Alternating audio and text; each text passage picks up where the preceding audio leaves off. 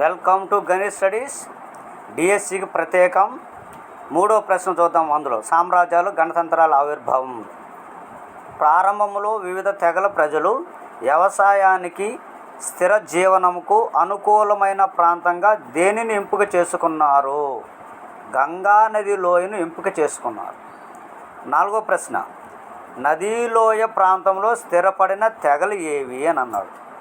అంటే గంగా నది లోయ ప్రాంతంలో స్థిరపడిన తెగలేవని శాక్య అనే తెగ, లిచ్చవి అనే తెగ, మల్ల అనే తెగ, వైదేహి అనేటువంటి తెగలు గంగా నది లోయ ప్రాంతంలో స్థిరపడిన తెగలని చెప్పవచ్చు. ఐదో ప్రశ్న, గంగా నది లోయలోని నదుల వెంట ప్రజలు పెద్ద ఎత్తున స్థిరపడటం ప్రారంభమైన కాలం ఎప్పుడు అన్నాడు? 2700 సంవత్సరాల పూర్వం స్థిరపడ్డారు అనే విషయం మనం చెప్పవచ్చు. ఓకేనా? రైట్. మీకు నచ్చినట్లయితే మా గణిత్ స్టడీస్ యాప్ని డౌన్లోడ్ చేసుకోండి.